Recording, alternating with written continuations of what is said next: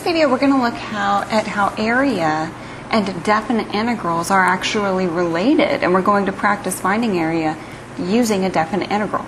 So far in previous videos, we have defined area under a curve that lies between the x-axis and two vertical lines, such as x equals a and x equals b, using the accumulated, keyword there, accumulated areas of rectangles. Now, a definite integral was previously defined as the total amount accumulated by capital F, where capital F is an antiderivative of little f, as x moves from A to B. Connecting the pieces then, okay, you can see that these are really the same things, okay? A definite integral gives us area because it's the accumulation of the area under f, or the accumulation of the change in the antiderivative, which is incredible. It's an incredible connection here. Okay, so the area under a positive continuous function over the interval from a to b is defined as the integral from a to b of f of x dx. Okay, so let's practice this, or put this together and practice with this example. We're going to find the area under f of x equals x squared from x equals 0 to x equals 3. We'll do a real quick sketch, but nothing fancy here. Y equals x squared looks like this. We're going to go from 0 to 3, so that y value right there is at 9. 3 squared is 9. We're going to find this area under that curve, the exact area, not the approximated area. The exact area is equal to the integral from 0 to 3. Now, x squared is positive and continuous, so we can do it this way, finding the area this way. So finding this definite integral, we anti-differentiate to get 1/3 x cubed. We're going to evaluate that from 0 to 3. That means we plug in 3 minus plug in 0. So we get 1/3 times 3 cubed, which is equal to 3 squared, or 9, is the exact area under that curve. Okay, let's look at this one. Compute the area under the graph of f of x equals negative x times x minus 3.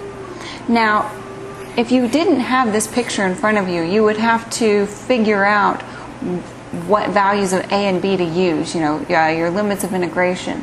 But you can see from the picture that if it says compute the area under the graph, you can see that the graph intersects the x-axis here at 0 and at 3. Okay, so the area then is going to be the integral from 0 to 3 of the function negative x times x minus 3 dx. Now, we don't have a way to anti-differentiate a product, so the easiest way to find this integral is going to be first to distribute to get negative x squared plus 3x. Now we can use the power rule and the sum rule and all that. So the antiderivative of negative x squared is negative 1/3 x cubed, plus the antiderivative of 3x is going to be 3/2 x squared. And we're going to evaluate that from 0 to 3. So we'll plug in 3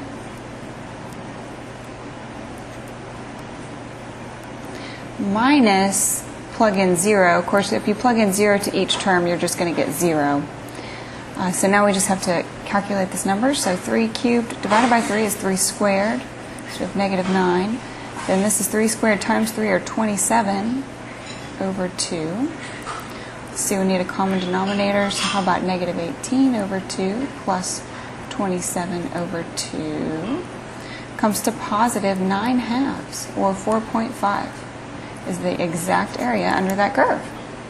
And one more, let's look at how to find the area under f of x equals e to the x from x equals negative 1 to 2. So let's do a quick sketch on the graph here.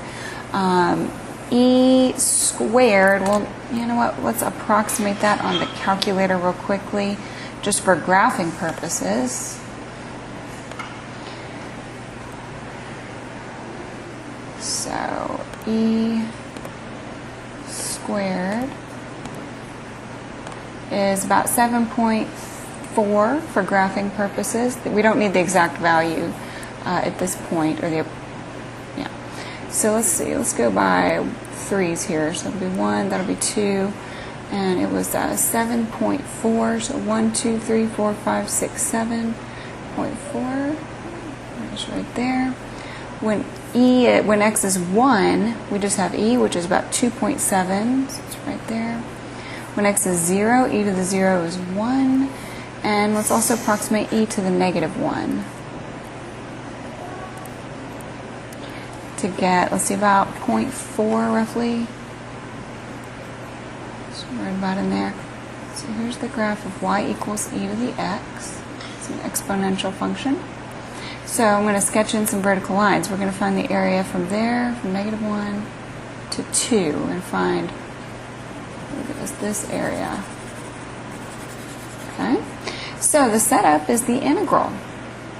The area equals the definite integral from negative 1 to 2 of e to the x dx. So we get the antiderivative of e to the x is itself, e to the x. And we're going to evaluate that from negative 1 to 2. So we'll plug in 2 minus plug in negative 1. This is the exact area. Okay, that does not really simplify.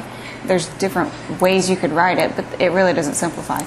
If we wanted to approximate, we would enter e squared minus e to the negative 1 to get 7.0212. Approximately 7.0212. So that's the exact area and the approximate area shaded right there.